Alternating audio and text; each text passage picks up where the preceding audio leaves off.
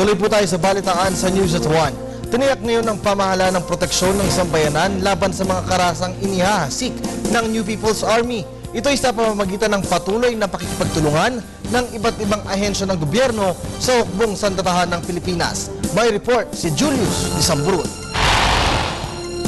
Dahil sa patuloy na balita ukol sa banta ng New People's Army, nanindigan ngayon ang pamahalaan na nakahanda nitong protektahan ng kanilang mamamayan. Sa pahayag ni Presidential Spokesperson Edwin Lasierda, patuloy ang ginagawang pakikipagtulungan ng iba't ibang ahensya ng pamahalaan sa sandatahang lakas ng Pilipinas upang matigil na ang karahasan ng rebeldeng grupo.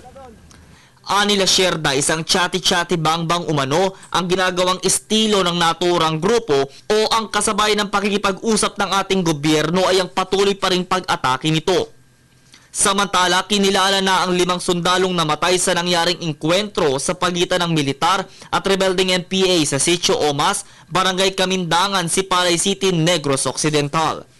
Kabilang dito ay ang team leader ng 47th Infantry Battalion na si Corporal Arjun Francisco, Private First Class Charlie Magne Jumento at John Granson, at sina Private Ramir Aguilario at Benjamin Tulog.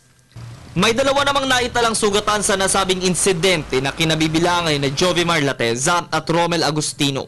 Maaalalang nangyari ang enkwentro sa gitna ng inilunsad na pursuit operations ng militar kasunod ng pagpasok umano ng 30 kasalang grupo sa Felix Mining Site at panununog ng 2 barracks doon. Dito'y na-recover nila ang 4 na M16 Armalite rifle, isang M14 at isang K3 rifle. Patuloy ngayon ang ginagawang operasyon ng AFP para alamin ang motibo ng NPA matapos ang insidente kasabay nito ang pagtugis sa kanila.